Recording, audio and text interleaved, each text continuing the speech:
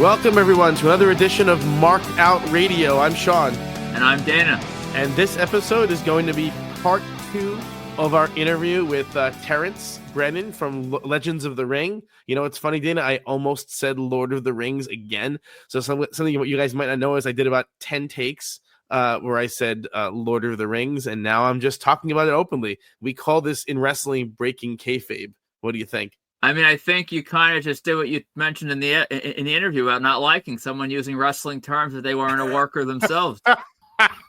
It is true that I am doing what I am. I this is my turn for a little hypocrisy, but that's okay. So anyway, we have an unbelievable second half of the interview with Terence. I'm so excited to talk about it when it's all over. So enough of me blabbing. All I have to say is if you're shopping for autographs, check out markedoutcollectibles.com or our eBay store at Marked Out Collectibles. To contact us for any reason, email markedoutcollectibles@gmail.com or join the Marked Out Collectibles official marketplace on Facebook. All links are in the show notes on Facebook and Substack. And without further ado, part 2 of the interview with Terence.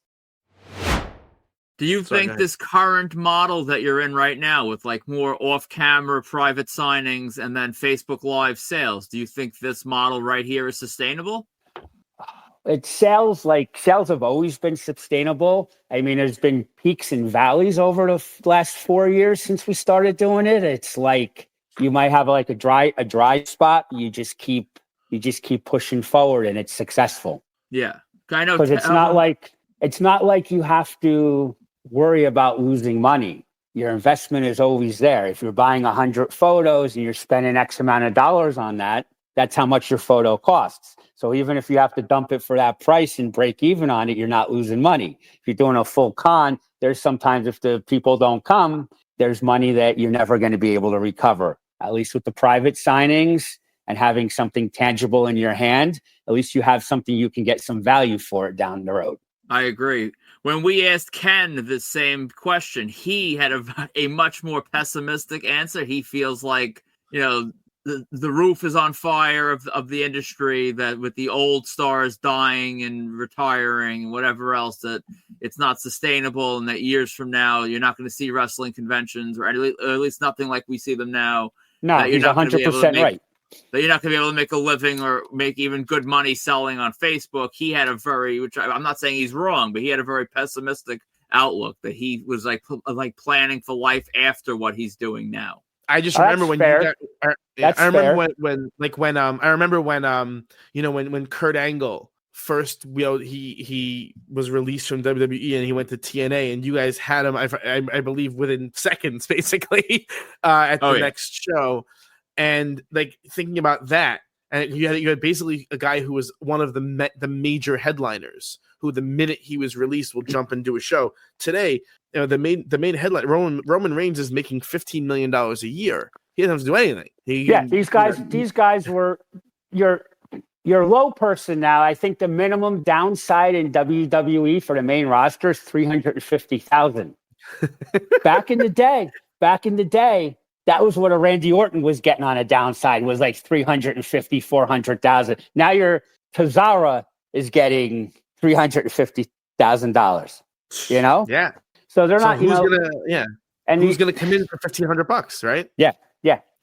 So what do you see a wrestling convention looking like in 10 years? I think they're going to be pretty much non-existent. I think the cons will still continue, and I think a lot more higher end celebrities are going to be out there doing some of the, like Pittsburgh and Rhode Island and New York. I think a lot of them are going to be doing that because for 3 days, it's a lot of money. Yeah, but you know what? I mean, I have to say, because we were joking about this when we were at New York Comic Con. Some of these guys, I'll use an example that we used previously. The Steiner brothers are sitting there, right? And I know that the charge by their vendor was like $200 for a combo with both Steiner brothers, and I understand why that's what they're asking, because I know what they cost to bring in. There were not too many people paying $200 for a combo with the Steiner brothers. It's a perceived value thing with some of these people.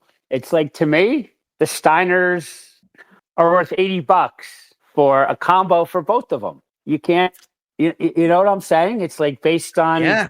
I mean, look, I remember getting the Steiners with you guys. $20. Yeah. $20 a piece. Yeah. It's hard to I mean, wrap I your hear head people, around this new hear price. people complaining about that at the time too. You hear stuff. I mean, I knew I had ears everywhere, so I knew what people were saying. People were complaining about it. How could you complain about a $20 talent back then? Yeah, but how could you complain about a $20 top name? I mean, Well, we were Yeah, getting, here, yeah. I think the complaint was because there were people who got Ric Flair for $10 at the Wrestli show. And it's one of those things where the older generation is resistant to whatever the change is, you know? yeah, it all repeats itself. I mean, like looking back on, like, honestly, I would like to think I wasn't one of those people complaining about like fair prices, but I'm pretty sure I was back in the back in the marked out days. Like, think about it. Like, we were almost like the obnoxious. You want to know what your jerk. biggest? You want to know what your biggest pet peeve was? What? PayPal, the PayPal fees. Oh, They should have been that's included with. They could have been. And I That's- laughed when I saw you saying, when you keep saying net to me. I'm like, wow. That's ironic. I'm like, No, this is coming from the guy who complained about the PayPal fees, and I think I did it like it was like $1 an item, just to like offset cover. a little, right? Yeah. I made a big stink about that. You just brought that back. Wow, I was a Karen. I was a complete Karen on that. And the other guy, while we're on this topic, the one show we were giving 8x10s out with all the for all the talent, and it was like, half these people have their own stuff. Let's start selling them. So that got under a little some people's skin. I forget who it was. Some punk kid down in Charlotte. I can't remember who it was, but me and Mike Simon flew down there together, and we had an 8-hour delay. We walked into the hotel at 2:30 in the morning, and there's this kid screaming at me about the photos. And I'm like, dude, I was just sitting in the airport for 7 hours. Get the hell away from me. That's, oh my God. It's really funny. It's really funny when you think about, because I know in a lot of ways I am a Karen collector. I like, you know, my things the way I like them. Mm-hmm. And then when you kind of just shake your head because you realize that what people, we've had people, you know, making requests of talent to sign certain inscriptions, and we're like, there's no way they're going to do that. Or God forbid they do it, and they're too pilled up to even do it right. You know, oh yeah, that's a whole other thing when you can't really say, hey, listen, I am afraid to bring this request to this talent because I don't think it's going to come out the way you want it to come out. You know, no.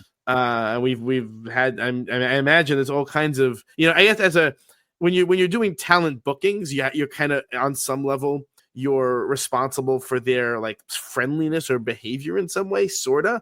But then when you're retailing their product, it's kind of a whole other pain in the ass of dealing with how they do it. Did they do it the right color and the right shape and the this and that? It's a whole other pain, you know. Does any of that sit with you? But you go, damn, I wish I would not have to deal with the retail side of it.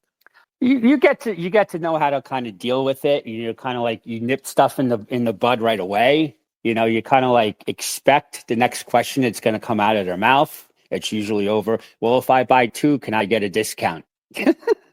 Who is not bulk? People don't understand that. They don't understand what bulk actually is. Yeah, but for a lot of talent now, and the truth of it is, years ago, bulk was an easy thing. We spoke to Ray, and how, Ray talked about how he would cut bulk deals with you guys all the time because it made sense. I used to give crazy bulk deals on stuff. It was like, because that was where the profit really was. Because after that was all that was extra. The mail order was extra. All little different things. You know, the super ticket was your main income for the show. I mean, I had everything down to a science. But I remember, I totally lost what I was going to say. Whatever, it's fine.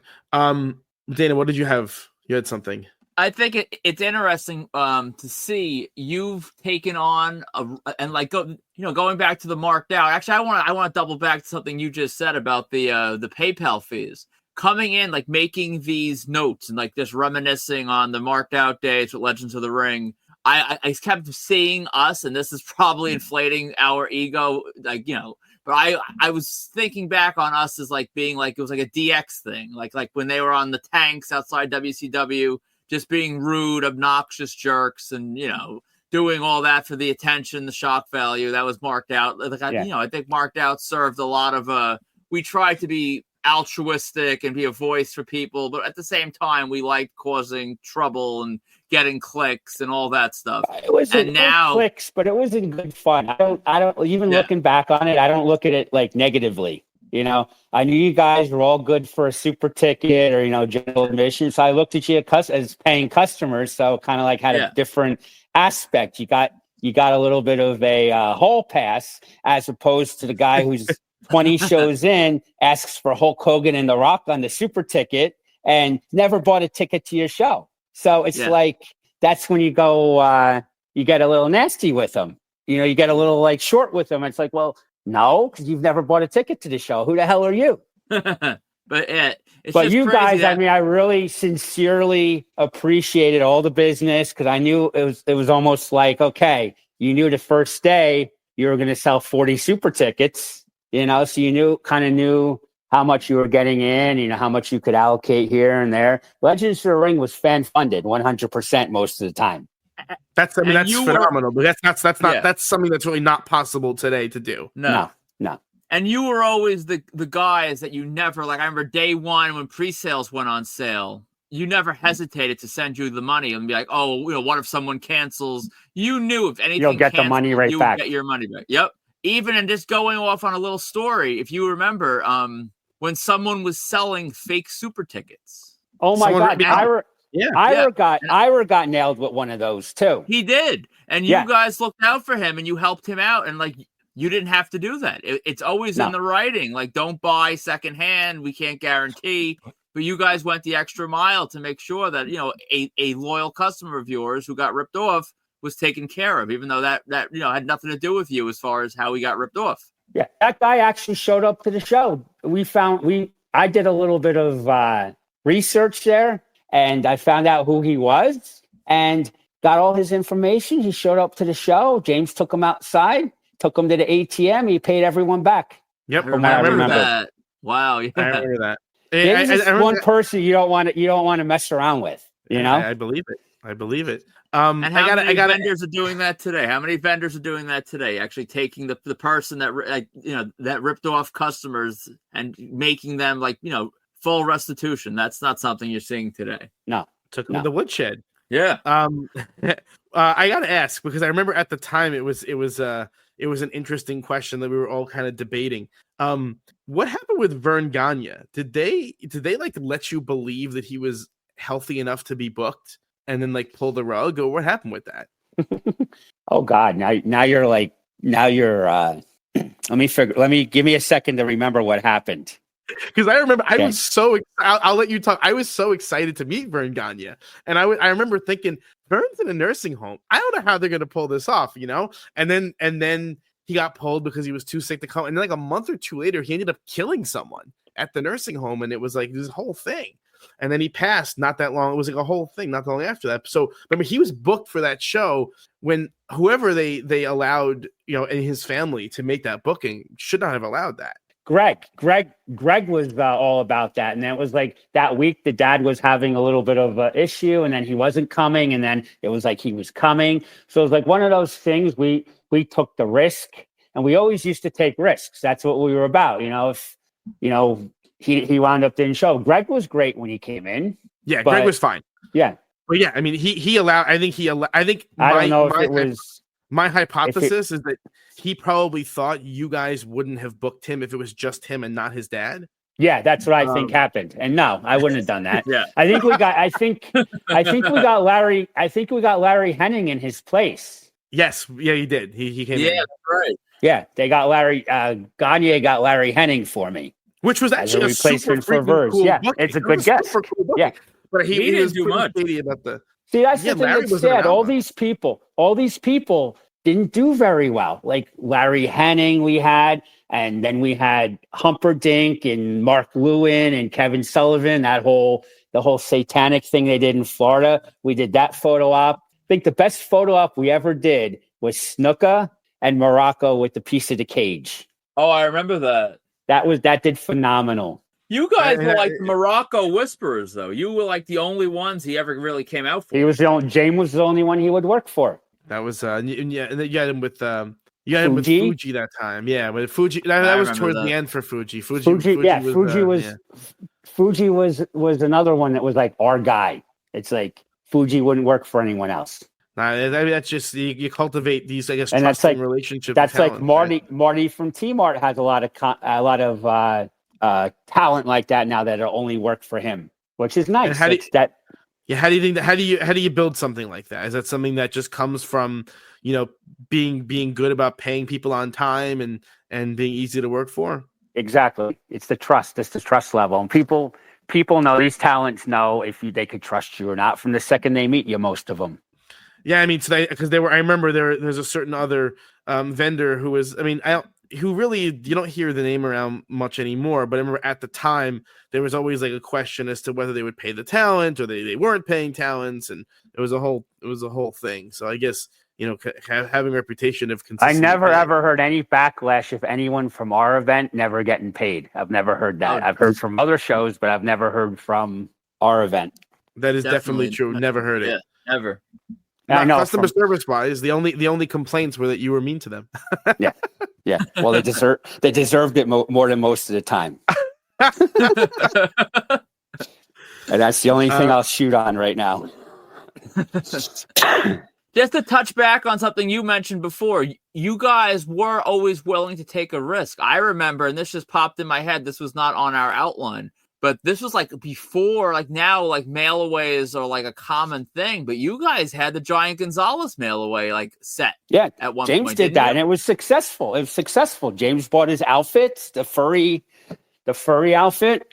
And I remember that was a whole while. Then but the stuff got lost. Some of it got lost or something. I don't even remember. There was like some kind of shipment that got lost. I remember it was a whole fiasco, and then he died, and it was like this whole thing. It was like, oh man, I totally forgot about Giant Gonzalez. I remember being very happy about the classic superstars that. I think somehow I sent an 8x10, which I mean it should have been a Hasbro. That would have been the smarter move, but I sent an 8x10. I think that was in the box that got lost. I was definitely paid. I was refunded in full, but I remember I never got the Giant Gonzalez autograph. But it was so cool that you guys like had that deal done, and I think. He was supposed to there was talk of trying to get him up here for the convention. Yeah, we actually had him announced, but once we went to try with trying to get him here with the passport and everything else, like the visa, it was crazy. Everything we had to do to get him here. But didn't he live in like a remote village? Argentina, remote village down in Argentina. So yeah, it was I guess a logistical nightmare. Pretty much. All right. So I mean, I'm trying to think if there are any other stones unturned. What was it like? Because this is not on the thing also, but I remember talking about this. What was it like basically working alongside the same vendors and promoters all the time? And you had mentioned previously that there were certain people who would try and like snake talent out from under you and stuff like that. There was a time when there was pretty stiff competition between the promoters and the vendors just trying to get talent together. What was it like in that environment? Where did you guys see yourselves kind of as the big dogs other people were coming for? Sort of, kind of. I mean, I really tried to get along with all the vendors as much as possible. I mean, we only had problems with one vendor that'll go unnamed, but out of the entire history of Legends of the Ring, it was like one of the only problems we ever had. But I'm not gonna really divulge into that. But there was one, and that was someone who was bringing in talent, or no? Yes, a known vendor that was bringing in talent. And so everyone else. They were definitely like marked out threads. I'm not naming any names either, but they were definitely marked out threads with Terence and that person who's not to be named that would rage into the wee hours of the morning with the back and forth fight. It wasn't actually. I don't remember who it was. I don't know if it was Ken, or I know me and Ken butted heads a number of times. We're fine now, I think. At least I'm fine. At least I'm fine with Ken, and I'm sure he's fine with me. I'm pretty sure. But yeah. I mean, he's one of the originals. He's really persevered. He's done a good job at everything he does, And I mean, yeah, with Ken, I mean, we were talking to him about like coming up with that book club. For me, that is like an ingenious thing. It's so clever to have done. It really is. To take something that we all kind of knew was sitting there and make it into this market driver and to be able to reuse these talents who had, for a lot of people gone stale. Was really I can't smart. believe he still does as well as he does with these people he's bringing in for the virtuals and everything. But he's probably got a real good system down where there's like multiple income points. Like he's probably, charging, oh my God, I'm having like a total brain fart right now. I'm sorry. You have to edit this out. No, it's fine. Yeah. I know what you mean. That he has one of the things that he said was that he has his numbers down to a science now. Yeah. Every number that he needs to know, he knows. And I think that's a key to doing all of this, because when we tried to, we're still very, very new at doing this, and we've overpaid for certain things. And I think, and when you're first doing this, that's kind of a pretty common mistake to make, is to overpay. Yeah. Knowing exactly how much you could pay, and also knowing that it's okay to say no when a talent throws you a number that you just don't want to, pay, or you can't pay, is their first instinct is to shoot you the highest possible number they can, because that's sort of the game, and so I guess in your eyes, the idea of booking talent, you think you're totally done for now, for more intensive purposes. Yes. I mean, who knows what's going to happen in the future? Who knows what's going to happen in the future? But as of right now, I don't have any plans in my head. Was there any? I mean, we already covered Savage, but was there ever any like either a signing or an event or something that you got at least decently far along in the process, but just for one reason or other, it just didn't work out and you regret it? Yeah, actually, here's a good story. This goes way, way, way, way back past before Legends of the Ring. It was it was right after we did that Austin private. We had Austin booked for an actual signing at the flea market. I think we had 2 shots for him. He asked us for $2,500 a piece. That number, I will say, because it was just such an astounding number, that was turned down. We had other partners we were working with, and they totally turned it down on a theory. Well, we're paying other talent a lot less money than that. What does that say to the other talent? I said, this is Austin. You have Austin for $2,500. How could you turn that down? So it wound up getting turned down. So that has to be one of the biggest regrets. And I think James would agree 100% with me. It's so funny now to hear numbers like that thrown around, knowing what numbers look like today, that you want to just scream and at people who really, really don't understand what the market was like back then versus what it's like now. It's not even really the same business. We did a signing with The Rock in Brunswick Square Mall. $15 an item. Need I say more? Wow. I'm not even going to tell you what we paid him, but $15 an item we charged for a photo op. And some lady complained, and I kicked her off the line. $15, a typical Karen. She complained. I kicked her off the line. I said, "Well, that's too much money for you, I guess. So you go on your way." I mean, look, if we know $15 an item, you could extrapolate, what that probably cost. That's the funny thing, is that once you book a handful of talents, you can already say, okay, so if I have to pay X number of dollars, I know what the combo is going to be, because I know kind of what the draw is roughly for this person. Which is a funny thing, because I remember, back then we had no frame of reference for how much anything cost. So we were complaining or even talking or discussing pricing. Like I remember it was controversial, and it shouldn't have been, but I remember it was controversial when you guys started doing like the VIP guest who was on top of the super tickets, or whether it was Warrior or Sting, or I think Rob Van Dam was one time, I think. And then there were things like that. And it's interesting because it wasn't called VIP, it was called Platinum Guest. That's what it was called. Yeah, Platinum Guest we did, yeah.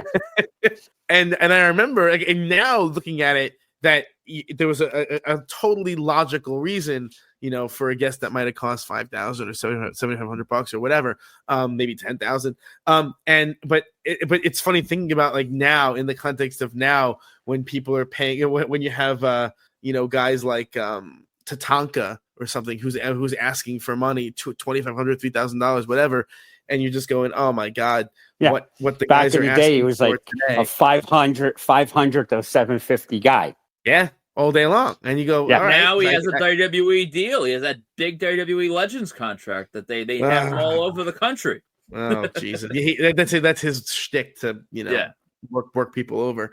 But yeah, it's very interesting how when the cost of the guest kind of scales logarithmically, it's different from even like little expenses going up and down. That you really, what you can do with a guest is just not the same. It's just not the same at all.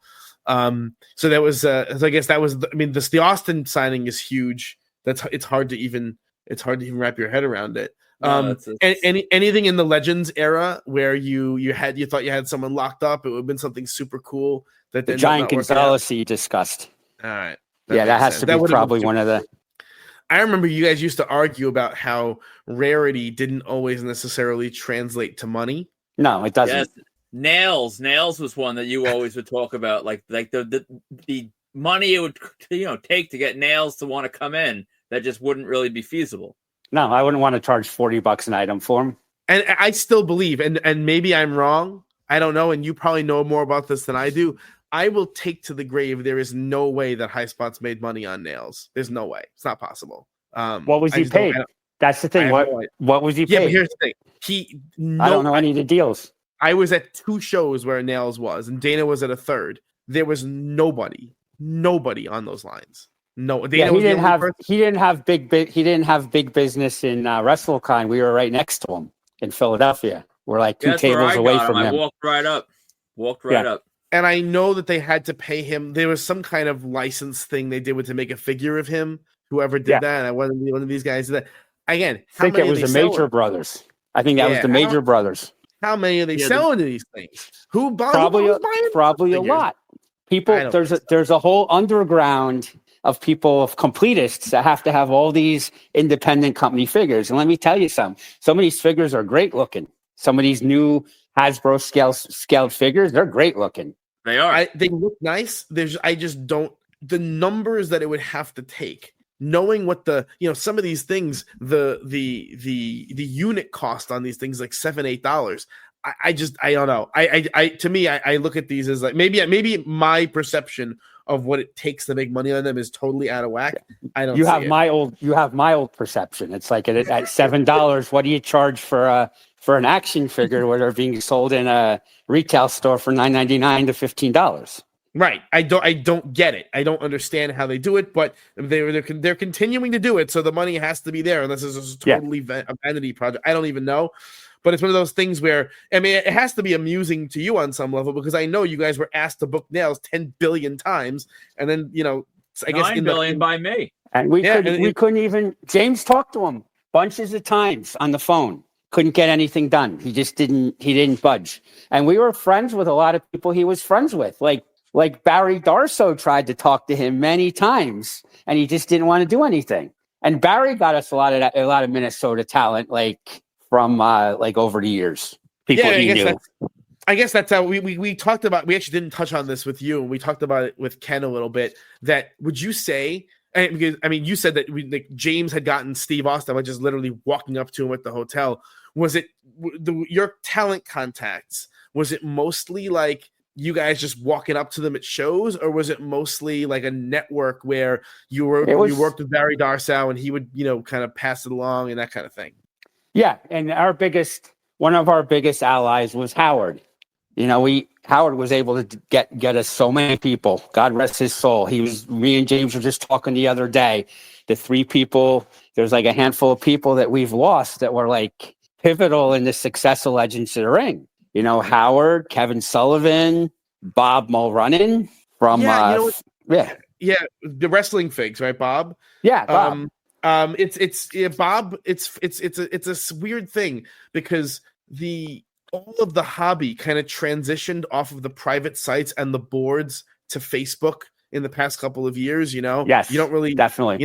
And so Bob, and unfortunately Bob's legacy almost is a little bit of a casualty of that, because I remember on the boards, Bob was omnipresent, right? At the shows, Bob was everywhere, and you don't really hear him talked about too much on on the. I guess a lot of the newer fans just never met him, didn't know. They don't know who he is. He kept quiet, he kept to himself unless you really knew him. So you said he was instrumental because he just knew all the talent, or because he took pictures everywhere, right? Pretty much. Yeah, and he did a lot of the promotion. He's the one who pushed out a lot of the promotion for us, the print promotion for different websites and wrestlingfigures.com, and of course before him was Georgianne. Yeah, Yep. he stepped She was up another after one that Georgie. he took over.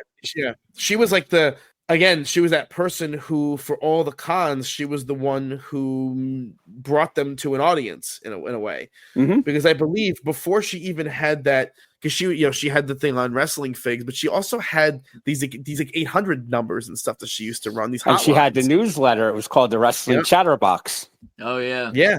So she was like this It's weird because like I don't mean to sound like old or whatever, but there were this whole generation of people who were actually important in this scene who are just gone and they're not as talked about as much anymore. So and Georgie was definitely one. Bob was one. I mean, even like I imagine for you guys, because Bill Apter was at every show. I mean, he was the next one coming out of my mouth. He's another one. He's like the last survivor. He's like the last one left. And Bill is, I mean, I did not know him personally, but I spoke to him a million times at these shows. He seemed like the sweetest guy ever. Oh, he's great. He's great. Bill's great. But genuinely, go ahead. Funny enough, I almost broke Bill Apter's camera once with a kendo stick completely by accident. And he didn't even get mad. He was just like, "Oh, it's okay." He like caught the camera, but even then he wasn't like angry. He really is a sweet guy. No, he's down to earth. He's a good person. And I've never heard a bad thing about him either from anybody. No. I think he just really loves wrestling. Yeah. Yeah. Like genuinely. But he was always, again, this is a person who I didn't have to give me the time of day. And I mean, I saw him 1,000 times. And every time was like, "Hey, how are you?" It just he loved being among the fans and seeing what was going on and being among the wrestlers. It was a friendly face that was always fun to see. At these shows. Oh, I know what I wanted to ask you. So one time, we're getting real deep now. I don't know if you remember this. So one time on Marked Out, fake Razor Ramon, what the hell was his name? Rick Bogner.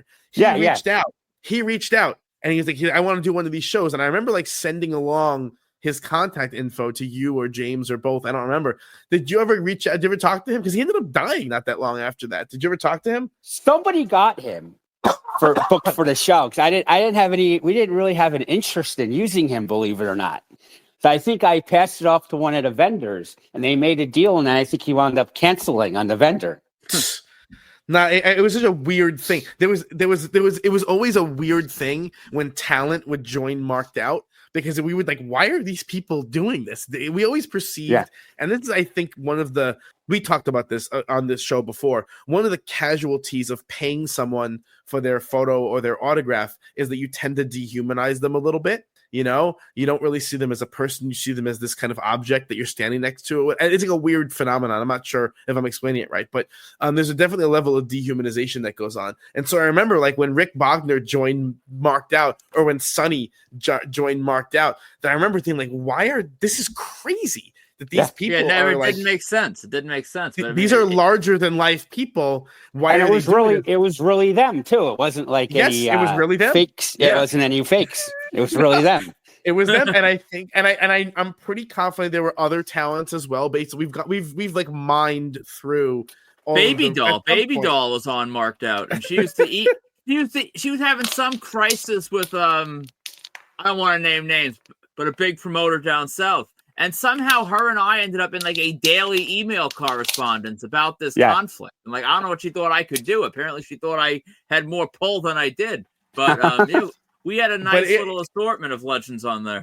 It was very strange because at one point there were others too. I can't remember who they are. We went looking through the database trying to see all these people who had registered, and it's like, so I think that's got to be an interesting thing for you as a promoter. How do you come across as a business person and not a mark to these people to be taken advantage of? Like, how do you? I know some of these people. You're obviously a fan. You're obviously a fan of Bruno. You obviously like certain. How do you put on the face to come across as an equal, or as a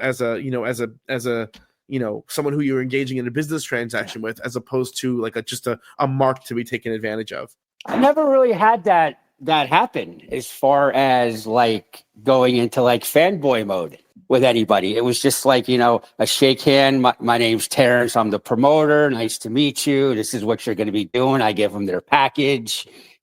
Most of the time their fee was in an envelope already, all ready to roll for them. And it was just real easy. And they'd come to the room, they'd sign whatever they had to sign for the extras, and we'd send them on our way. And they were just they seemed after that, they were very comfortable with you.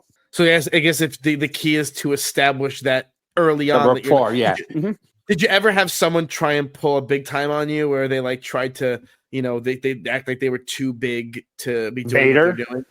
Vader was one of them, like we discussed. I'll tell you another one that was a little difficult at the end. What the hell was his name? Monty Brown? What was his WWE name? Marcus Corvon. Marcus Corvon. He was a little iffy to deal with. That's funny. Gun to my head, I would not have remembered that name. It's just trying to big time you. And so did anyone resist or try to resist doing extras, and you had to hey, what are you doing here? Or you always did your extras before they went into the public? Yeah, and then if we had any extra photos, like from the photo booth left, from the photo stand, like after the blocks were just about over, we'd pull them, and they would either wind up signed and disappear, or wind up and someone wound up taking them, or they'd wound up signed and we'd have them signed.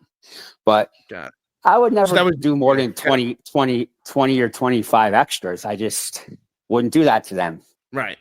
Unless there was a deal that specifically, because of the money. Yeah, if it was a Shawn Michaels or someone, you're going to get 100 extras. Why wouldn't you? Of course. Yeah, I mean that's because you're going to make more money on that than you will on. But I guess the truth of it is, at the time, most of these guys, there was no money in their stuff. No. I mean, you're right. I remember back in the day, you would struggle to sell, one of these signed 8x10s for $5. It'll be a struggle to sell. Yeah, I don't know if you remember at the thing we had those at the front entrance to Legends of the Ring. We had those bags with the 10 blank photos, and there's 3 autographs in there for $10, and we had some good stuff in there too. Yeah, it's just I think that what happened was, and correct me if I'm wrong, that wrestling autographs really didn't, aside from the big names, there was no real public perception that they had any value until COVID. And then for some reason, I'm not even sure why that happened, but with COVID, then there became real value attached to these things that I'm not even sure if they necessarily have long term. Well, I think the jury's still out, because we're still only a couple of years removed from all this. Whether there is, do you think that a lot of these wrestling autographs will retain the kind of value and the kind of numbers that we're seeing now? No, definitely not. So it's not like there's too much of it out there. Some of the names are still going to go up. Like you'll always be good with a Shawn Michaels or Hogan or Austin. I mean, they've worked they don't sign a whole lot, and when they sign, they have it controlled as far as what their price is. So even on a fire sale, you might see a Hogan for $80 somewhere. Somebody who's broken needs the money really quick. Right. But on all my Hogan stuff, I'm sticking to my guns on it, even if it takes a couple years to sell. I don't need to sell it. Yeah. Right. So you're thinking there's gonna. I mean, we were kind of looking today because Fanatics is doing a big sale on WWE.com today, and they're currently signed talents, like Nakamura and people who are. I mean, Nakamura is a semi-main kind of guy, right? And they have signed figures of Nakamura on WWE.com right now for $60. Yeah, and it's like, first of all, no one can compete with that. You can't possibly compete with that. And so what does that say about its value? Is that I suspect they're not even going to sell out of them. No, it'll be a little while. And so I think that there's a couple pieces. I have a couple pieces of Nakamura I can't sell for $25, and they're certified and they're nice. Yeah, I think we're going to start to see. That's my opinion anyway. The bottom come out a little bit, and we kind of already have. To some extent. It's already happening. Yeah, you got to know exactly what's going on with everything going on as far as how your pricing goes, because If you stay high, you're not going to make money. If you stay at a certain price, you're not going to make as much profit on the item, but you're going to continue to turn a profit. It might not be as much as it was, but moving forward, you're still turning a profit. And that's like the game on like guys like Foley, right? Where because Foley there's literally an infinite amount of stuff out there signed, but there will always be to some extent a demand for Foley. And so as long as you can kind of catch the pricing at exactly the right point, you'll move it. But you got to right now. I'm like $25-$30 on Foley. Yeah, that's what you can, unless you have a super premium, unless you have something super premium, right? Yeah, that's reasonable. Like the Funko Pops hold their value for some reason signed. Yeah, I mean, for certain guys, it's funny because I'll tell you, 'cause what the hell, we did a deal on DiBiase for Funko Pops, right? Mm-hmm. Where we got a very, very, very, very, very competitive rate. And we bought the Funko Pops. We got a couple of cases of Funko Pops. We got a very competitive rate, and then we're looking, and people are flooding social media with DiBiase Funko Pops signed for $40, and I'm like, you can't compete with that. You can't, because even if you match that price, I'll break even or make a little bit of money, but that's not. I didn't waste my time doing the signing. You just got to hold on to him, you know. Wait till he dies, and the day he dies, you put them all on eBay and listen to everyone bitch at you, and you just like you made your sales. There you go, exactly. Your take on, I'm assuming your take on all that is the same as ours. Personally, I don't like the heat. I don't like the backlash, so I don't do it. Or if I do it, like right now, it's even I have over 100 Kevin Sullivans. I only want $15 for him, maybe 20, but $15 I'm happy for him. You know, I didn't pay, we paid for the photo, he didn't charge us to sign him. So to me, I'll make it 15, 14 times my money back. Right. That makes sense to you. Yeah, no, for sure. But I mean, I think there are these people who, I mean, can you perhaps, because I genuinely, and maybe it's like a deficit in my own psyche, I don't know, what exactly is the nature of why do people get so upset about it? Because they think you're trying to taking advantage of somebody who just passed away. So but it's kind of like a little advantage to some degree. Yeah, we're all doing that. Well, there's a market for it. There's a market for like a week after somebody dies, you got to hit the iron hot. It's like we didn't do that with Bray, and now sometimes James is thinking, well, maybe we should. I says no. I said we're fine. I said we had like hundreds of Bray pieces, and it's like when he passed, everything went on a 30-day hold for us. I didn't care. I had stuff on eBay that I actually refunded to people. Oh wow! And then is that done to avoid the heat, or what is that for? It's done to avoid the heat long term. That's another reason we don't like when people stiff us on payments for like weekly stuff. You'll never see us going after them publicly. It just makes you look bad. It just you got to just grin and bear it and move on. Yeah, the call-out posts never really. I don't think they really do anything for the promoter. It's kind of makes them look bad. It makes them look like bad. road rage. Yeah, it's like road rage. Mm-hmm. It doesn't help anything. Well, and also what it does is it makes you look small time. Like you look like small potatoes, because if you're crying about one sale, then how successful is your enterprise really? And so I think there's that piece of it too. You kind of look like a little what are you complaining about this one? Why should it matter? One sale shouldn't matter. But I mean, as you know, Amazon do that. But as you know, in this world, one sale does matter. It does. That's just how it is. So I have reached the end of my list. Dana, do you have anything else? No, I think we covered everything and then some. Yeah, it was great. I think it went really well. I had a great time. I mean, this stuff it's so interesting to me, and especially now, like looking at it from the perspective of, all right, I understand why a lot of the things went the way they went. I understand why the shows are run the way they were run, and it's and especially seeing how poorly shows are run today, and how it's kind of a miracle in a way that everything ran as beautifully as it did back then. And it's a weird thing, but it's really special to me that there was this community of people that was created, and your shows are a big part of that community. And there are still people who I'm friends with after all these years who I met at these shows. And I think that it's something immeasurable that was given to us as a community to have these shows because we can't. There's no putting a price on the fact that we had these experiences, and then we also met these people, both the wrestlers and also the other fans who we commiserated with, and we formed these sort of lifelong bonds. I mean, I was joking with this. I've seen people's children grow up at these shows. I was talking like to Ray, and I saw Ray's the girls are all grown now, and I know. Mike's son. You see him all the time. Yeah, I saw him as a baby at one of your shows. Yeah. Yeah, he brought him there. Yeah, he brought him there as a baby. Remember that? Yeah, I do. He was scared of Ira. I remember that well. Yeah, and he pooped his pants. It smelled up the whole line. Ira was a baby. You think about the baby.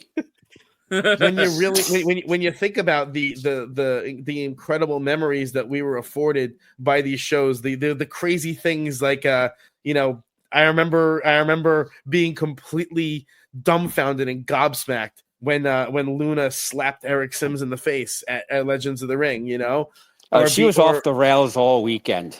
Yeah, that was even me picking her up. It was like I was in a very bad spot picking her up. Yeah. And and it's funny because you're talking to Eric about it privately, and Eric will just laugh and say, it's Luna. And and I remember at the time as a fan, we all looked at each other like, what is going on? It was the craziest thing I've ever seen. And I imagine that you've seen 10 times crazier things behind closed doors. Oh my God. Yeah. Or we really have incredible experiences that can never be replicated. They can never be replicated by these very large Comic Cons that they're warehouses for talent, but they don't have the intimacy that those shows had. We'll never see that again, I don't think.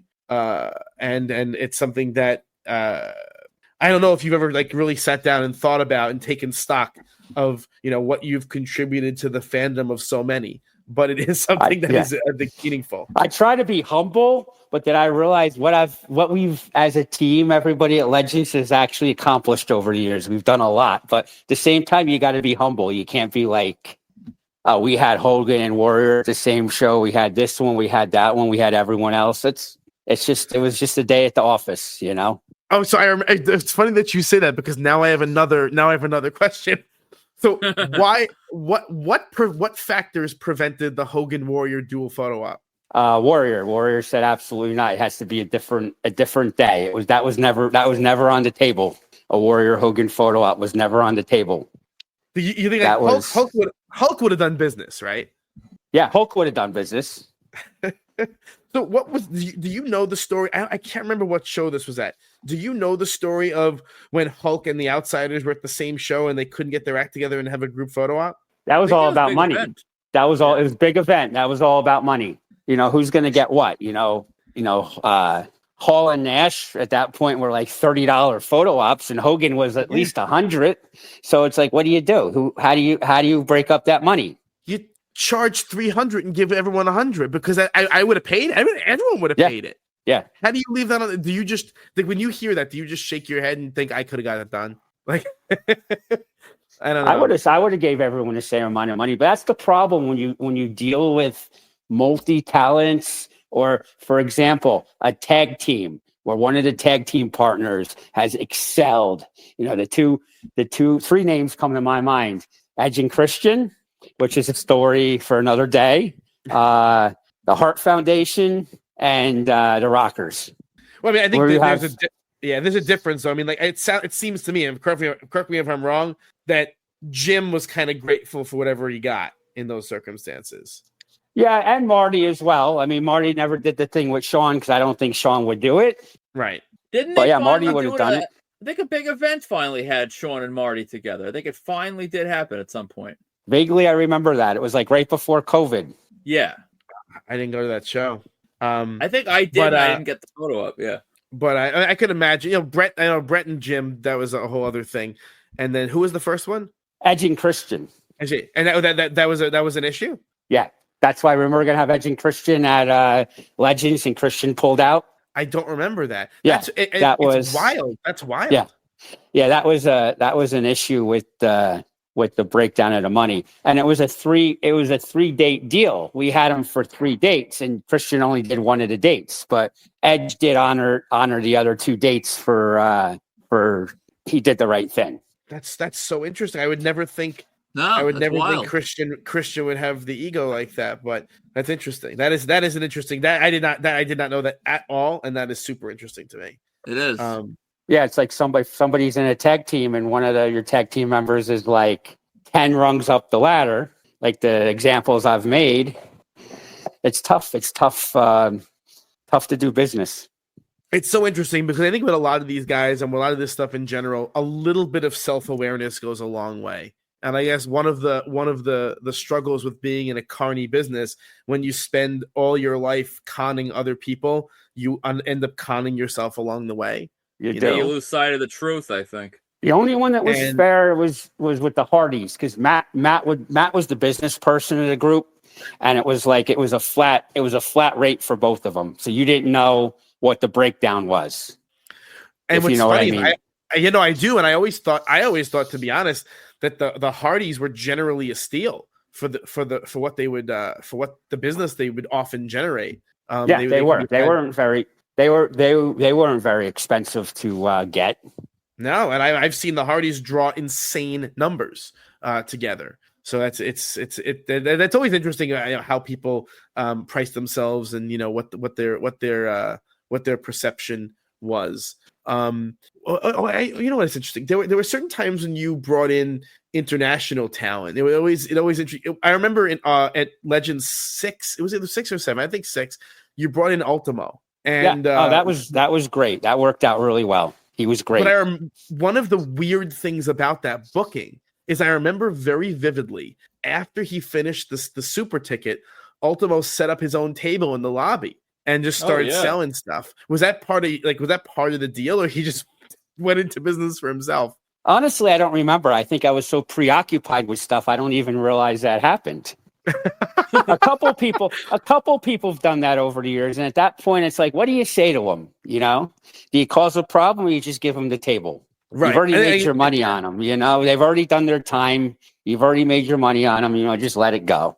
And I think what's cool is, though, a lot of these people, you were kind of the first. You were their entry point back into the business. Like, Ultimo was gone, off in Japan or Mexico, wherever. I think he was in Mexico at the time. He's down in Mexico. Now all of a sudden, and then he was here, and then he was here for a while. Then after that, and then he was doing a lot of shows. Now he does shows all the time now. But I think you were like the first one he did, or like another really good example was like Matt Bourne. Right? You guys brought Matt Bourne out of God knows where, and then he started doing shows. Honestly, again. I don't think we ever had Matt Bourne as far as Legends of the Ring booked. I think another vendor booked him, but he was at our show a couple times.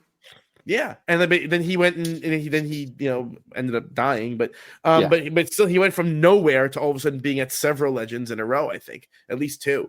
And as a vendor or whatever. I mean, any bookings that you just shake your head and go, this was a mistake, shouldn't have done it? I don't know. I wish I would have known about that question. I would have given it some more thought. The first one that comes up to my head is, do you remember a guy named Abraham Washington? Yes. Vaguely. He was with Tony. He was with Tony Atlas. He was like Tony Atlas's mouthpiece. I very vaguely recall this. Yeah, exactly. He was, we booked him two different times, and he was fresh off TV, and that's what we went for. He's fresh off TV, but no one cared. So it is that weird, was the though. First one. Yeah, it is weird. Which of these guys, like you think, fresh off TV? If they're on TV, that means there's got to be somebody interested. Only to discover, no, there is in fact no one interested. No, and then it's interesting how that works. That's always fresh fun. off TV. Fresh off TV, yeah, we've made that mistake. We're thinking someone's off TV, so there's some value there, and it's not always true. And you never know. It is hard to, and then I guess it's hard to predict kind of the what other people, what casual fans like versus what you like, and it may not be the same thing. You ever have experience where you think you're a fan of someone that means other people ought to be and they're not? Sometimes, but usually I take myself and I look at myself from like the other side, what other people see and how other people feel about it. Not that they're not a fan to me, but I always look at what their value is. Yeah, so I mean, I guess if you have a real analytical mind like that, that's probably a big reason why all of this kind of worked. And I definitely have a really hard time, and we've struggled with this. Where like you're a fan of someone, and therefore you think they should draw in some way because there's perceived value, and then when push comes to shove, you realize, oh my god, no one actually likes them but me. Yeah. That's happened, a couple of times. I'm really proud of I don't care. I'll brag about this. I'm really proud of the Metalik booking that we had at a big event because no one else had him. We were the first ones to have him. I don't know why we were the first ones to have him. He did ridiculously good business for what he charged. Ridiculously good business. Yeah. The problem was in order to book him, we had to book Lindsay too. Yeah.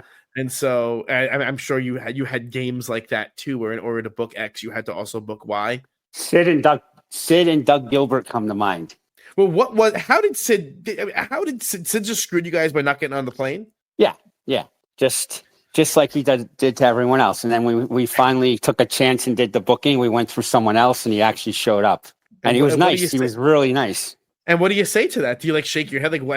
How do you make sense of it? Well, look at his history. He just does it when if he doesn't feel like going somewhere, he doesn't go somewhere. He doesn't care.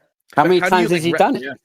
As a functional adult, how do you reconcile that in your head? Like, do you just say, "Oh, well, listen, I can make money on him, so I don't care. I don't care what happened in the past. I'll just book him anyway." Yeah, to an extent, and I think it was more of a shock value too. It was like we were starting to go into a little bit of a lull. So it's like, okay, let's see if we can do Sid. And I purposely didn't sell any extras or any a la carte. He was just part of the super ticket, and I only sold him day of. I guess that benefits because Sid, you don't have to prepay anything, right? So you don't really lose if you lose the airfare, I guess. Yeah. Is Sid the kind of guy that you would always book refundable airfare on? I'd get insurance for the airfare. Yeah. And then would he ever, after he would no show, would he ever reach out afterwards my bad, sorry about that, or just not? I don't know. I didn't book him the first time. I'm not the one who actually booked him the first time, so I don't know. I just heard from the booker that he canceled. Oh my god, that's crazy. It's nuts. It's nuts that the whole story of him recently is even nuts too. Mm-hmm. I hated no shows. That was because it was embarrassing. Because it's how all the stories go in the business that somebody really wasn't booked. They used to do it on indie shows all the time. They'd put all these names on the indie poster, and maybe one or two guys on the poster would actually be there, and at the bottom, card subject to change, and that was the way they got around it. Right. And so that was well, who were your big no shows? Well, Sid, Conan. Oh, yeah, Conan. Dusty no-showed us once he got bit by a snake the day before. Christian.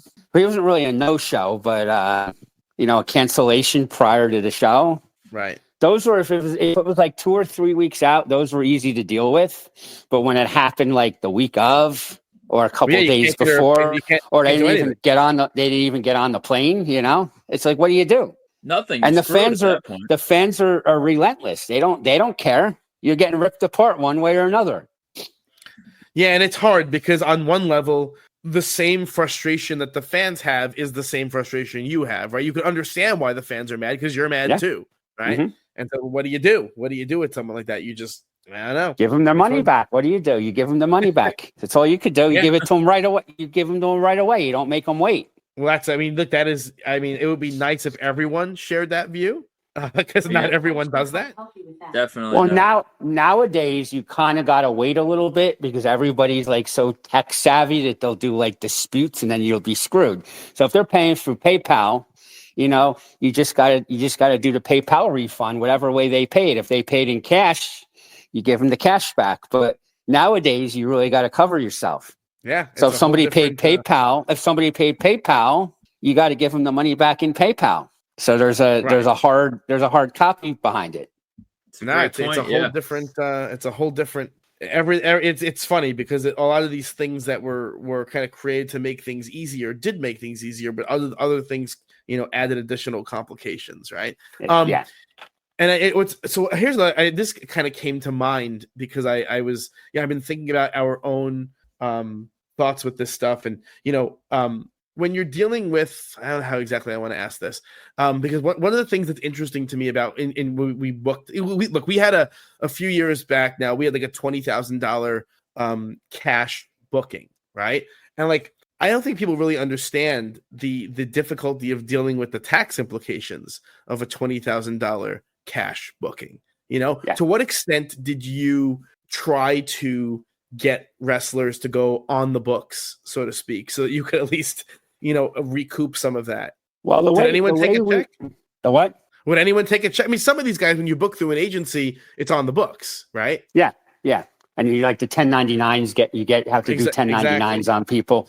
A lot of them were uncomfortable with the 1099s. So there's another way in accounting to do it, apparently. Yeah, well, there's either way. Some of these guys don't want to do it at all, right? They want they want to hide the money. Yeah, or Jake, you can pay him in whatever. Doesn't have to be money. Did you ever get? You don't have to say names. Did you ever get hit with requests that were non-monetary in nature for payment? Yep. Oh boy, for Legends or for before Legends? Legends. How do you deal with that? I don't get any like they'd ask you if you have it was like Vicodin, Percocet, that sort of thing. Oh Jesus! And then do you like, sorry, man, I'm fresh out. I mean, it's tough. I imagine it's tough in a business where there are a lot of addicts. It's tough to maintain an above board operation and not deal with that.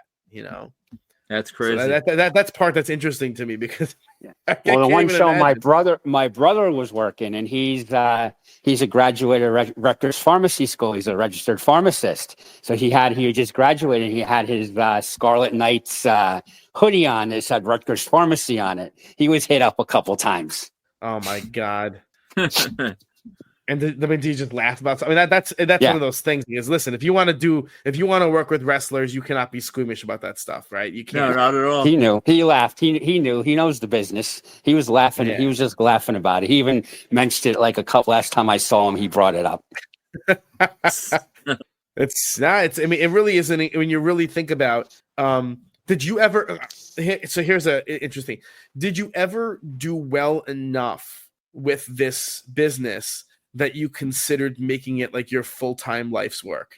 Definitely not. I learned that lesson a long time ago when I was doing the malls prior to Legends, and I was like doing the weekend mall things. I should have had a job during the week. So now I make sure what I do during the day covers all my house bills, and all the other stuff is like secondary now. So that's how I run my money. And you don't think there's any way to do it? I'm sure there might be. I mean, I'm doing gig apps as a occupation right now, and everyone thinks I'm crazy, but I'm making money with it. Yeah, that's one of those things where I know I work with a guy who he's like, it sounds like just from this whole conversation that you have a very analytical way of looking at the world. And one of my friends at work, he does gig apps as a supplemental income stream, and he's like, if you know how to analyze the metrics and figure out exactly how to take advantage of the way these things run, you can make real good money doing it. Yeah, you can. And I'm not far from Atlantic City. I don't have Uber, but these guys are they're working in their casino jobs. They're leaving their casino jobs, shoving their Uber on, and they're making $800 on a Saturday night. It's like one of those bartenders at the high end bars, Yeah. You can do that. But I think I was in that business for years, in the hospitality business. I worked up in Pennsylvania at the Sands Casino, and we used to do these big banquets. And the payouts on them, the gratuity payouts, were like amazing. It's like $600 for like 4 hours worth of work. But they only came in like maybe 3 or 4 times a year. But when they were there, they were there. At that kind of price, you could have been signing 8x10s at a table, right? It always makes me laugh when you're negotiating, payouts for these things, and at the heart of it, you're like, this guy's making $1,000, $2,000, $3,000 an hour, and you just go, oh my God. Yeah. That's why it's so much fun. We started doing signings with like basically indie talents who will take anything, which is something you can do these days, and you can actually make a little money on it because there are people who hear about these people on the internet but don't necessarily have any access to them, and you can provide access to them. You really don't have to pay them anything because they don't make any money, and they have a good time doing it. So we've done a few of those like that are pretty fun and pretty lucrative. But that of course ends really quickly as soon as they get an agent up their ass. Yeah. Well, that's back in the day. That was like when we used to have Lacey Von Erich before she was really doing anything, and she was kind of like she would just come out for whatever, and she was great to work with. So she would fall into that category that you were just describing about like the lower level indie talent when she was, and she had a name behind her too, with the Von Erich family. So she was more of, and she was beautiful. Oh my God. Like drop dead gorgeous. Well, the problem is though, and this is talking about the girls, it's actually interesting because, years ago, let's just say this. It's very hard today to simply be successful as a girl because you're pretty. Because there's so many. Yeah. There's so many who are gorgeous. And you're like, oh my God, they're all gorgeous to some degree. Whereas years ago, that was not necessarily the case.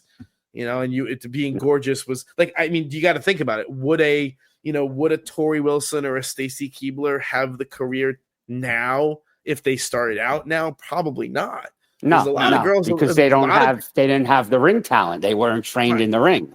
And now there are a lot of girls who kind of look like that who are also really good. Yeah, and it's like it's very interesting. That's one area of this that's really interesting is that the women and how the women have evolved. The women's wrestling sometimes is even better than the men's wrestling. And it's right on the same level. The work rate of the matches is both on the same level. Not even a question. Absolutely true.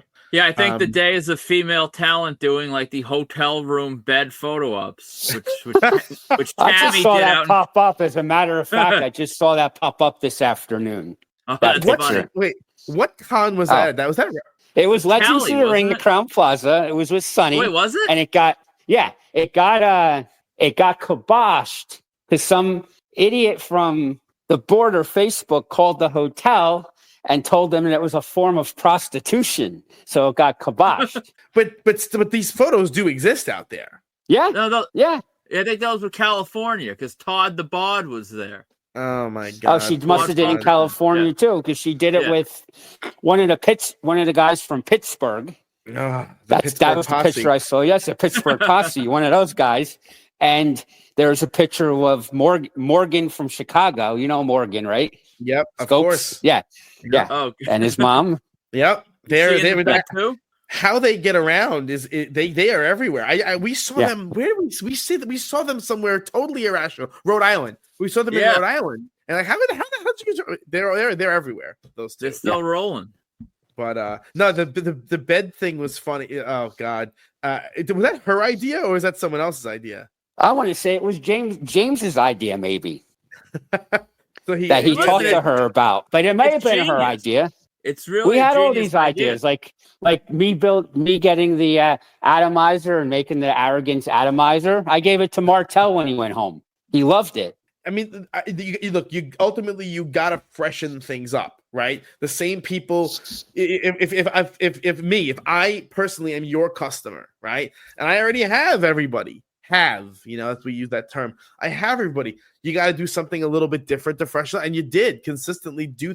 That's when you start coming up with the groups and the this and the that and the props and the costumes and the fully suited and all these these crazy things. Yeah, but you keep drawing people back, and it's interesting because now what you're seeing is wrestlers are starting to monetize that in really interesting ways. So I mean, you probably know this, but I told the story a couple weeks ago on the podcast that at NYCC I saw Sarge was charging extra if he puts you in the Cobra clutch in the photo op. Photo op, yeah. So you'll do the regular photo op for X dollars, whatever it was, and for $20 more, he'll put you in the clutch. And I remember when I got him, it might have been Legends, I don't remember. Whatever the cons back in the day, he didn't give me a choice. He grabbed me and slapped the clutch on and took the picture. There was no option. That was standard. That was standard issue. Yeah, somebody put that in his mind that he could get more. That was just recently, I think. Yeah, there's the stuff with Sarge, and we had talked about premium pricing and all that. Where do you fall on all that premium price? The whole hobby now is everything is premium pricing. Where do you fall? It depends. It depends on what it is. It really does. But for the most part, an autograph is an autograph is an autograph. I mean, That so when was you the see like that was the when you philosophy I always went by. But like modern day, maybe a Funko Pop, because they literally, you can actually make money from them sometimes from buying them at a con and flipping them, because the Funko Pops for some reason hold their value. But what do you make of someone like someone like Sarge, who has literally this? I mean, you could take a. We should have. Did I take a picture? I don't remember of this insane menu of prices that you can't even figure out. There's so many different options for what you're going to charge the fan to do it. I remember. Was it at Legend? Did you have Abby on the super ticket? Never had, and I've never worked with Abby. I would never. I mean, he was welcome to the show, but I would never personally do business with him because he's too much of a carny. So it must have been George then. So because I remember I had him on a super ticket, and I had my classic superstars figure to be signed, and he said to me, "If you give me 5," he did it in a way so that like the handler couldn't hear him almost. Yeah. He's like, if you give me 5 more, I'll do it special for you. And I'm like, whatever, it's $5. And the day I don't care. And so for $5, he would stab you in the head with the fork, and he would sign your figure in the silver marker as opposed to the black one for $5 more. And Abby was doing this back, and this had to be 08, 09, something like that. 09. It was 09 because he signed with the year also. And so like, I mean, some of these guys had the idea back then, but now you have a low level, for lack of a better word, crappy talent who are trying to charge extra money for things that I don't know. I don't know. Like, I think you would probably know better than I do. Is Sarge making money at New York Comic Con charging these? Is it worth it? Or is like, what?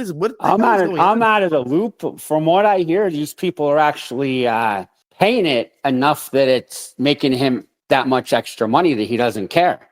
Because but we saw, for example, the Steiners, the Dudleys, they were sitting on their hands making no money at these cons, nothing. So charge $25 an item, you'll be back in the game.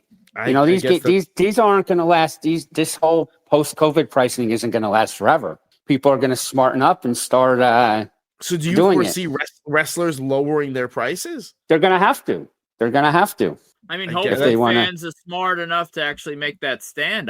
I don't honestly share the optimism. I feel like it's just people are going to be people and be stupid and just keep doing it to some degree, and it's going to just people like us won't be booking them. That's for sure. I guess those days are done. And I guess they're on to bigger and better things. And I imagine even when you're trying to do bulks, there's a certain the menu is getting more and more limited as far as who is a reasonable, viable option for that, right? Yeah, even now it's like I think we're in I think with Christmas time and the holidays coming, we might get out of it a little bit, but over the summer we were in like a big slump. I just see like people are getting like nervous and dumping stuff for nothing. Yeah, but I mean, if you believe in your product, then you can't do that. No, you can't. Or what you have into it or anything. It's like anything I sell, I'm making money on, even if it's a crazy low price. Make sure I'm still making money on it. That's the way to do it. So Dana, you got anything else? No, just honestly, this was a pleasure. It was absolutely great to get into the business. It was just a also fun afternoon of reminiscing, and it's like, nobody could be afraid now. Nothing was said that's going to ruffle any feathers whatsoever. And if it does, it shouldn't. Oh, because nothing was said. Speaking of it, we forgot to talk about all the vendors we hate. No, no, we don't. We had a. There's no need. We have a good track record today. Yeah. I mean, I think a part of it is you get older and some of these things you just roll your eyes, at this point. I think it's maturity. I mean, it is maturity. Terrence and I butted heads. Like you said, it was always like good natured. I was always supporting you guys, but here we are, like both of us, and there I am being a hypocrite trying to get my net to me on the PayPal transaction. Yeah, I'm spinged. One last thing though, because you have emerged kind of as an arbiter. I see you all the time on Facebook helping new fans out who are asking if things are real or not, and you have a really great eye. I guess because you've seen it all. You've seen everything. I've seen everything. Once you've seen that actual talent sign like a lot, like in front of you when they're doing their privates, you know what their autograph looks like. It just pops in your eyes to you. Right. And there's a lot of circumstance. Like a COA means nothing. You still got to know the source of an autograph. Yes. That's why they say, like some of the companies won't certify Andres. Well, Andre's probably one of the easier autographs to certify because a real Andre is going to be on a discolored napkin or a piece of scrap paper or like it'll be in ballpoint pen, almost certainly, right? Yep. And it just says Andre. It just says Andre. None of this Andre the Giant stuff. Every once in a while, he'll do the Andre the Giant, but you really could tell. You could get a good idea what was real and what was bad. Like any of those promos floating around with the bold black Sharpie that says Andre the Giant, real neat. They're auto pen. They got to be because first of all, go ahead, after 35 years or like 30 years, however long he's been gone. That Sharpie is going to yellow on the edge if you put it under a magnifying glass. That paper is going to be like more worn. And that's what people don't understand. But you do use your expertise and your experience to help people out who you don't even know. No, if I see something, you got to be very careful though, because you piss people off because they look at you like as a know-it-all. Well, how do you know? I said, I've been around that long. I know. They don't want to hear that. No, they don't want to hear that. They want to make fun of you. My knowledge and experience is nothing compared to yours, but I, for a while, would chime in when things were bad. And the collector that would be posting it would get mad at you. And now it's maybe it's an early signature. Maybe it's an early signature. Say no. Maybe he used his foot instead of his hand. But well, there are certain people like Taker, right? And I remember seeing a thread a while back where you identified a good early Taker when everyone was saying it was bad. There's kind of an interesting piece of it too. I own it. I own it. He signed that way for me, so I own it. Sure. I know it. But anyone who knows Taker knows that early Taker looks nothing like current Taker. It's just totally different looking thing. Not at all. So but I think it's interesting that people are just as eager to use their ignorance to declare something as bad than they are to declare something as good. It's just a lot of stupidity and nonsense, and so it's nice. I always get like, oh look, it's a Terence post talking about authentication. It makes me happy to see because you're usually taking someone to school, and it's interesting to watch that, because there are some of these names, unfortunately, that there are very few collectors around who actually got those autographs. Now, there are certain autographs that are almost exclusively in the secondary market domain, like Andre. I mean, there are very few people out there left who met Andre firsthand and got those signatures. There's just not that many out there. No. So it's cool to see. I enjoyed seeing that. Was there any? Is there any like? I guess we kind of asked it already before. Are there any posts that you will avoid because they stir up too much drama, or is there any way you decide how to chime in on something is authentic or not? Oh, it depends on what other people have said on the item already. But I mean, if it's really, really, really bad, I'll just come out and call it out. Like there was some mid-90s cards that were posted a couple days ago. One of them was Andre and one of them was Warrior, and they were signed by the same hand and looked nothing whatsoever like their authentic signatures. They didn't even try. And people were asking, and it was like, well, maybe it's an early signature. How do you know? I'm like, I know. Actually, because Warrior is pretty easy to tell, so much so that when the Warrior fakes come around, then there is a particular, shall we say, vendor who got pretty good at faking Warriors and pumped a lot of fake Warriors onto the market. You probably know who I'm talking about. And actually, I don't, but I don't want to know. So yeah, you probably do if you think about it. But with Warriors especially. But it's once you start seeing a bunch of real ones together, it becomes very obvious what they are. What the real ones are. I think that's the big takeaway for anyone who's buying autographs. Number one, as you say, know your source. Right? If you know your source, truly know your source, you can rest easily there. And then also have an eye for it. Look at 100 real ones before you look at the one that you are going to buy. Because that's pretty fair. 100% fair. It's the way it should be. You need to do a little research because that little sticker Doesn't mean anything if the autograph is no good. And there's a bunch of PSA items out there right now that are bad. Yeah. I There's mean, there's a whole collection of rocks out there that are bad with PSA on them. Yeah, at the end of the day, those stickers are someone's opinion, and people are human, and they're going fast. And the truth of it is, those things exist as businesses. They're trying to make money, which means that they don't want to fail items, because if I pay for authentication and I get an item that fails, I ain't going back to that company. I'm not going back to PSA if there's a fail in my stuff.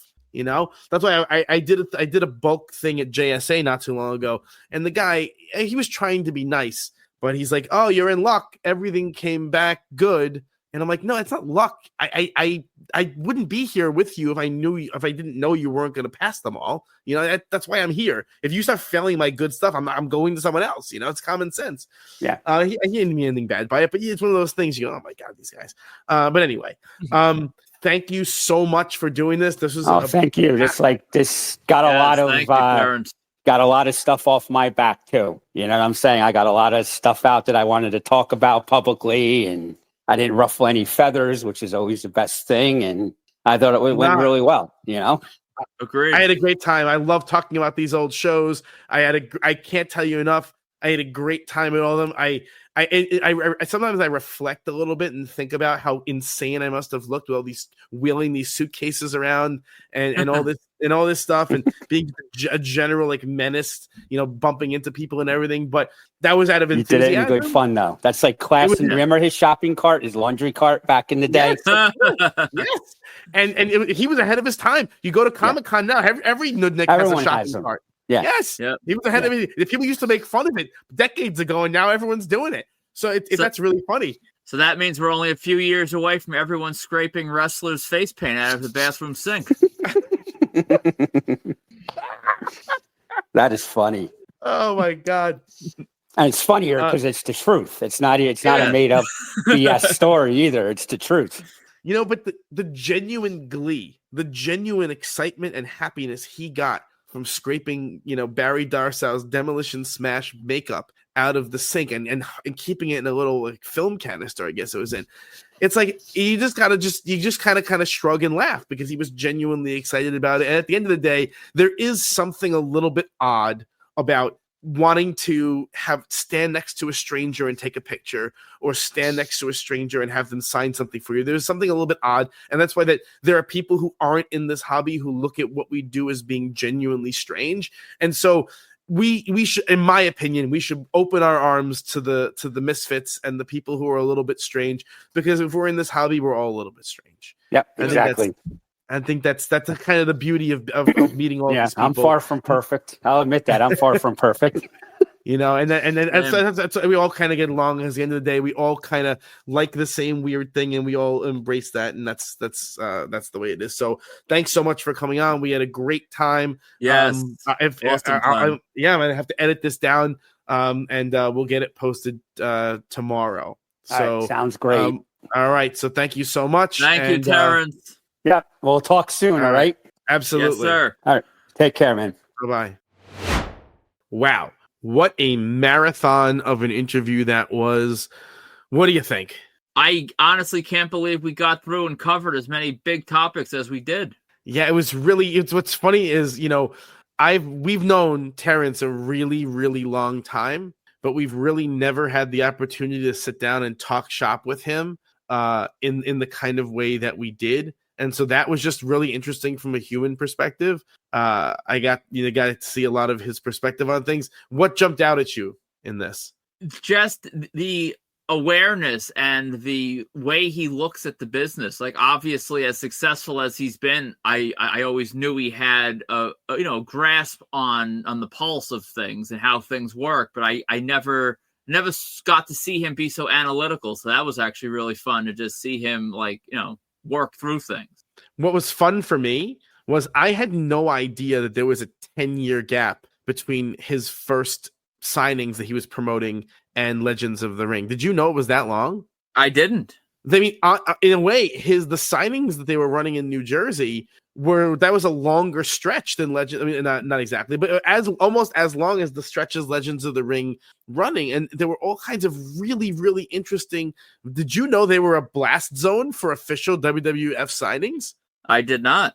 That I was like, what the heck? That's crazy. And then I mean, talking about having The Rock and Stone Cold and all these different things. I mean, even I knew I knew that. Look, in order to be successful, in order to be the big dog in this field, you had to be innovative. But I mean, running private signings in 1996, it was just ahead of just about everyone in the game at the time. Yeah, that's something that just was not being done. It really wasn't.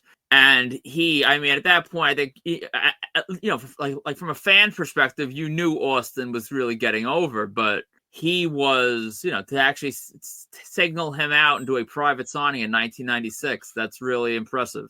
It was really funny that they're talking about how he was negotiating with his business partners over a $2,500 buy-in and kicking himself over that kind of thing. I mean, I granted $2,500 in 1996 is a little bit different from $2,500 today, but thinking about how the kinds of things we've committed $2,500 to, it kind of blows your mind, right? Oh yeah, I was blown away. It's crazy. So isn't it funny how Terence, Ken had said he got the super ticket idea from Terence, and Terence said he got it from Mambo. Part of me wants to ask Mambo, where the hell did you get the idea from? I think this might all go back to some tablet that but no, I mean, super ticket idea. The internet's cutting off again. Bad. So it must just be something with the service. It's not something in my house, I'm imagining. Yeah. Some weird service. Let's just keep going, and I'll fill in the gaps if I have to. Okay.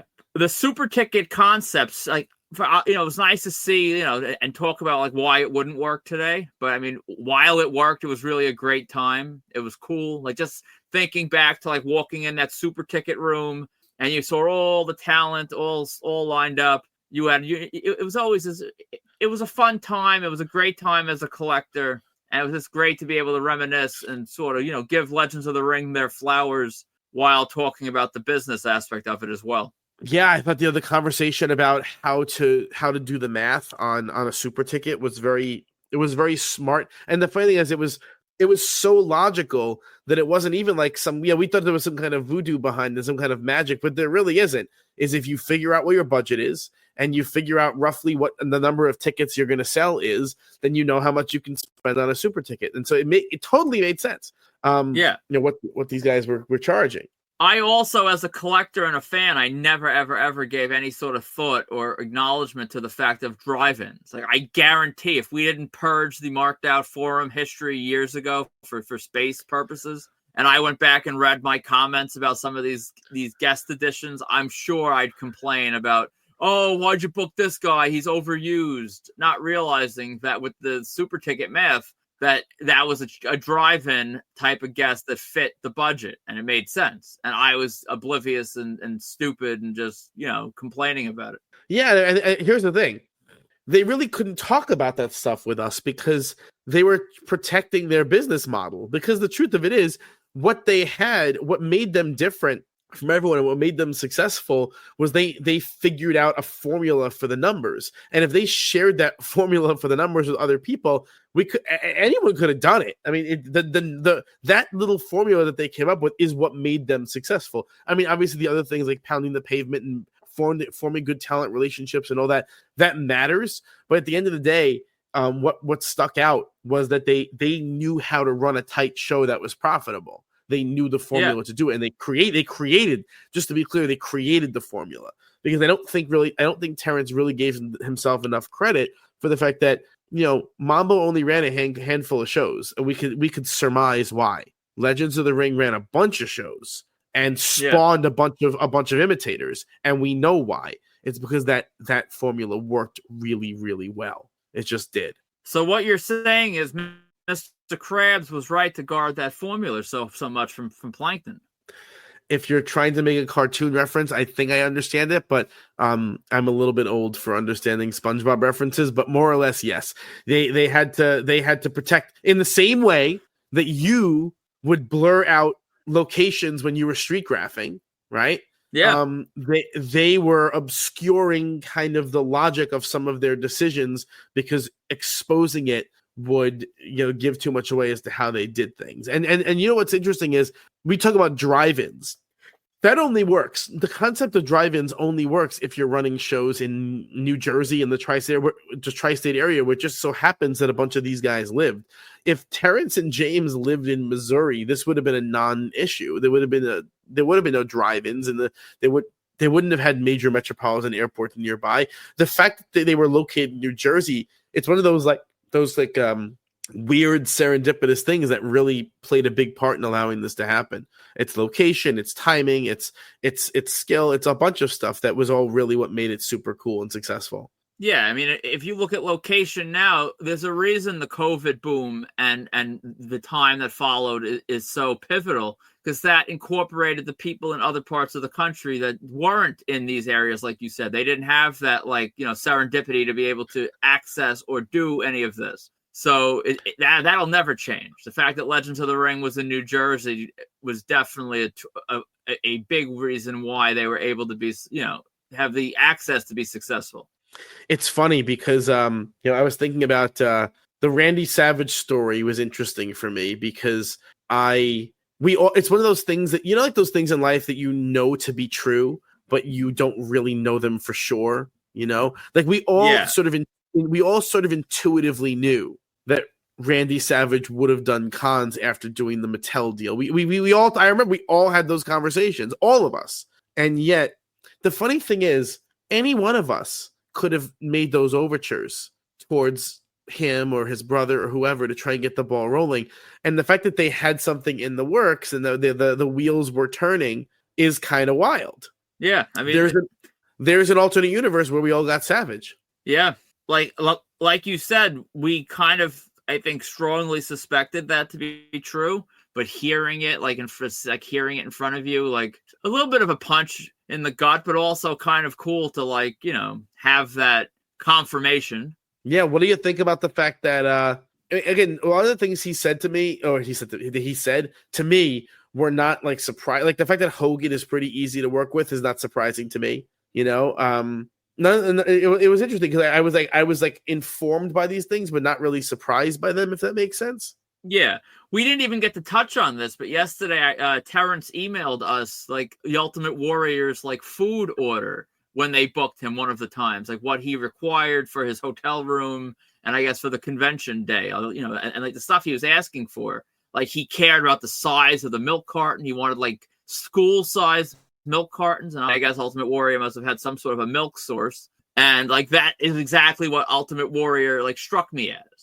If anyone was going to care about the size of the milk cartons, it would be Ultimate Warrior. Hulk Hogan cared about the size of the zeros on the I would say the check, but Ultimate Warrior, Hogan wasn't paying taxes on a lot of that stuff, so I'm sure there was no check. But yeah, the ones that were crazy and hard to work with was kind of expected, but still cool to hear the exact details of it.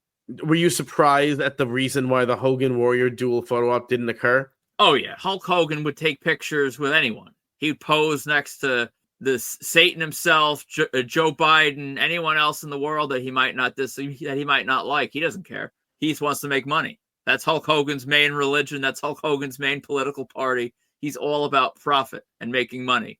And Ultimate Warrior was about, I don't know what Ultimate Warrior was about, but Ultimate Warrior would be the one that would slow that down.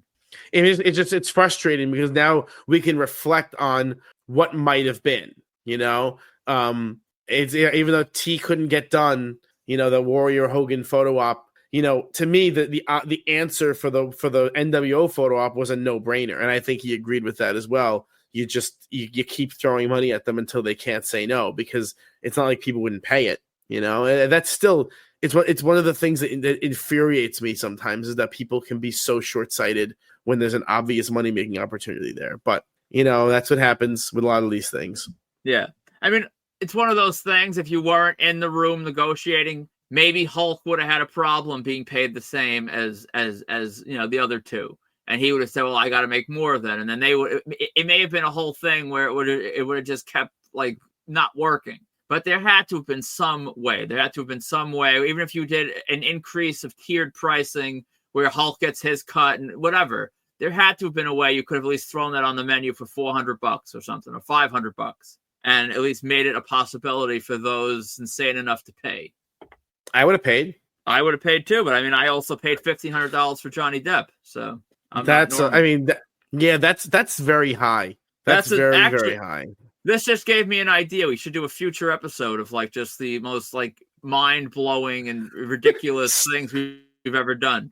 Like our most asinine, stupid holiday decisions, hobby decisions. Yes. That's hilarious. That we should definitely do that. That's really funny. Yeah, I mean, and $1,500 for Johnny Depp is definitely up there. Definitely up there. Anything you wish we had gotten to that we didn't? Trying to think. I honestly don't think so, and I'm sure when I listen back to these episodes in full, I'll have something. But I honestly feel as though we sort of hit everything. We touched on the past, the future, the present. I think we sort of hit everything. How about you? I think so too. I mean, look, what's so funny is we knew. So the difference is for people who don't know, Ken and Terence have very different public-facing personas. You know, Ken is a pretty quiet, low-key guy. He always has been. He always was. And so it's just funny in this environment hearing Ken being willing to talk about things and go into a little bit more I guess controversial stuff. Terence was always the firebrand. He was always the guy getting into fights and arguments and he oftentimes had to be kept in check by his business partners a little bit about, from saying he would get in fights with me. We were joking about it before, he was getting into fights with customers and getting into fights with fans and stuff.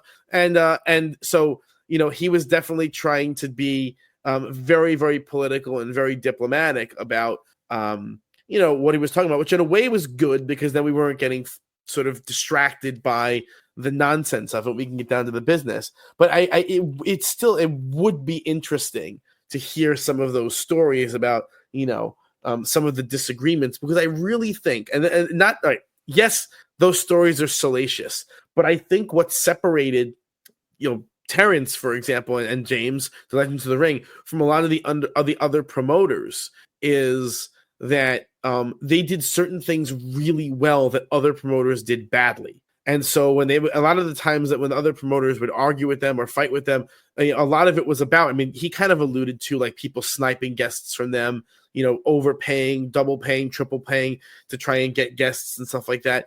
And I know it is enormously frustrating. We've talked about it before on the show where you have a number where a guest can be profitable and some other idiot triple pays with that number. And you just shake your head and you go, okay, well then no one's making money on that person.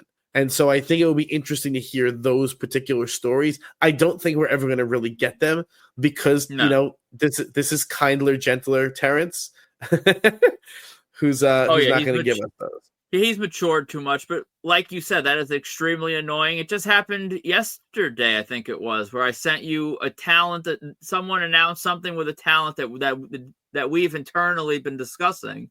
And I just know the vendor's reputation. And I said to you, you just know they overpaid, and you agreed. And yep, it was someone who we know we would have offered X dollars on this, and we would have done all right. And we know that they offered $3X on that, and there's no way on earth they're going to make any money.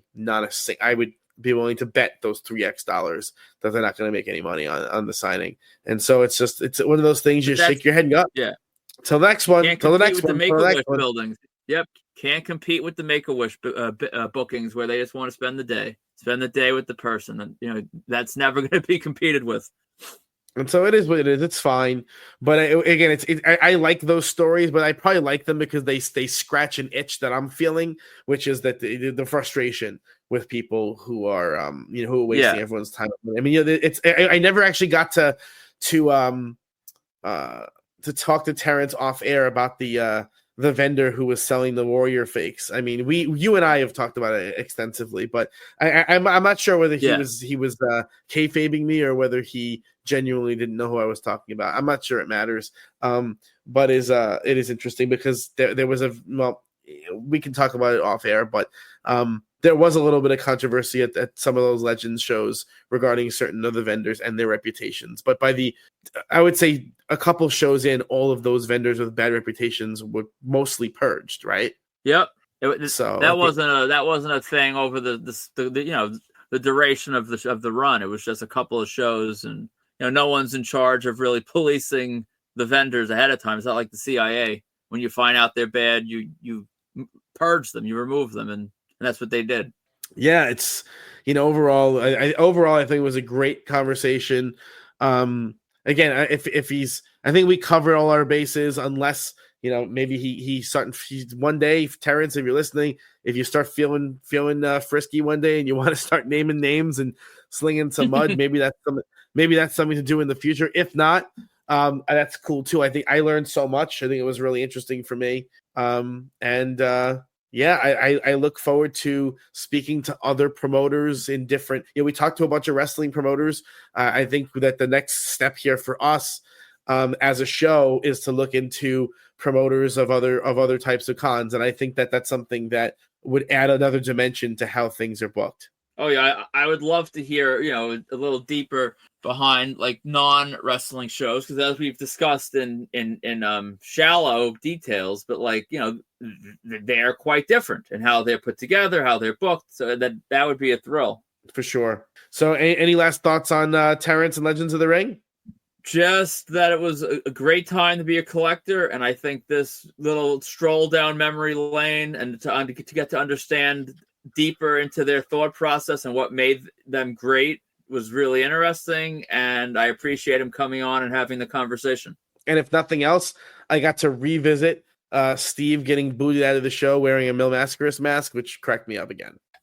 Definitely check the show graphics, because we will have a little picture of that of Steve in the suit being removed from the con. So on that note, if you like what you hear and you want to continue hearing it, please subscribe on YouTube, Spotify, or Apple Podcast. You can, of course, leave a rating on Spotify or Apple Podcast, and you can leave a review on Apple Podcast. Feel free to leave thumbs up, thumbs down, and some comments on YouTube, because we benefit from any and all type of engagement in the algorithm. So what's coming up for us? We have we still have those signings with those two AEW talents, right? We do. So that's Konosuke Takashita and Yuka Sakazaki. They're a husband and wife duo. They're not really booked together on the shows, but they're being booked together for a private signing. We cannot accept mail order on these because of the short window of time and the holiday and everything. All orders are due December 7th. So please check out markedoutcollectibles.com for you can get a sense of which items, which prints we have available for you. So with that said, if you are shopping, go ahead. Sorry. No, I'm saying I was letting you handle the pronunciation of those names. That's why I was quiet for a second. I hope I got it right. I think I got it right. So that said, if you're shopping for autographs, check out www.markedoutcollectibles.com or our eBay store at Marked Out Collectibles. To contact us for any reason, you have some feedback or you have some questions, email markedoutcollectibles@gmail.com, or you can join the Marked Out Collectibles official marketplace on Facebook and leave a comment. There's plenty of threads going on there about what we're talking about here. So that's pretty much it. Right after that, I guess we are just so people know, we recorded the pieces with Terrence all at once, and we're breaking it up over 2 weeks. Another monster interview. So this is the end of that, and so next week we will get back. After the holidays and after I guess the first holiday, and after all that, we'll get back to our regularly scheduled programming. Yes, sir. So all that being said, for markedout.com, Marked Out Collectibles, and Marked Out Radio, I'm Sean. And I'm Dana. And we'll see you next time.